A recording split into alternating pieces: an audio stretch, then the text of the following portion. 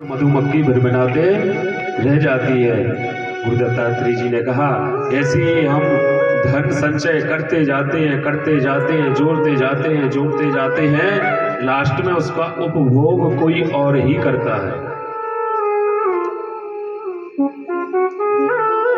मैंने मधुमक्खी को गुरु बनाया, हाथी को गुरु बनाया, मैंने मधु को गुरु बनाया, हरण को गुरु बनाया, पिंगला वैश्या को गुरु बनाया, कुकुर पक्षी को गुरु बनाया, एक बालक को गुरु बनाया। गुरु दत्तात्रेय जी ने 24 गुरु बनाए। बालक से हमने ये शिक्षा प्राप्त की है, चाहे खुशी रहे चाहे गम रहे, उस बालक को कोई भी चिंता नहीं होती है।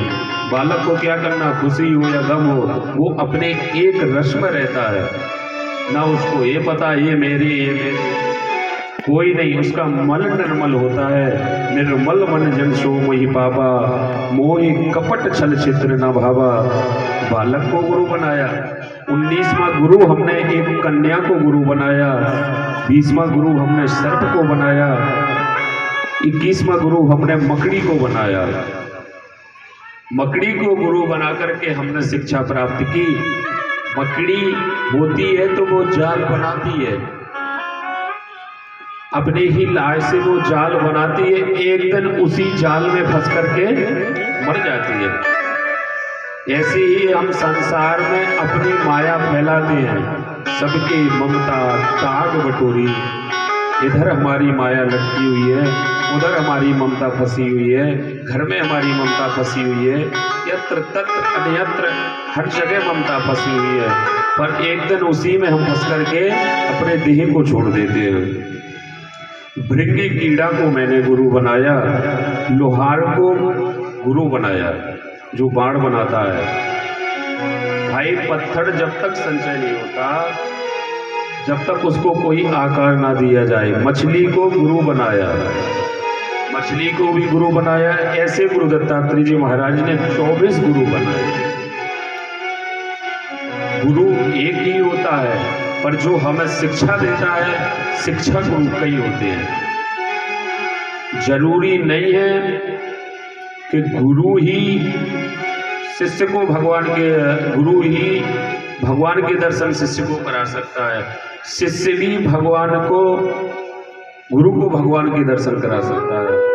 राजा परीक्षित जी को श्री सुखदेव जी महाराज ने एक दृष्टांत सुनाया। एक गुरु थे, संत भगवान थे। संत भगवान के 100 शिष्य थे। कितने थे भैया? 100 शिष्य थे, 100 चेला थे। 100 शिष्य आश्रम में रहते थे, नित्य प्रति अपना कार्य निर्वाह किया करते थे। गुरुकुल का नियम होता है भैया, गुरुकुल में स्त्रियों का प्रवेश नहीं होता। जो आश्रम होते हैं उनमें स्त्रियों की कोई सेवा नहीं होती। गुरुकुल के नियम अलग होते हैं, वहां सब ब्रह्मचारी बालक रहते हैं। कोई गाय सेवा कर रहा है, कोई मंदिर की सेवा कर रहा है, कोई साफ सफाई की सेवा कर रहा है, कोई भोजन बनाने की सेवा कर रहा है। गुरुकुल में रहते 100 शिष्य हैं, सब कुछ है। एक दिन हरिद्वार से चिट्ठी आई कि अपने सब शिष्यों के साथ आप हरिद्वार में जरूर पधारें। ऐसे ही किया।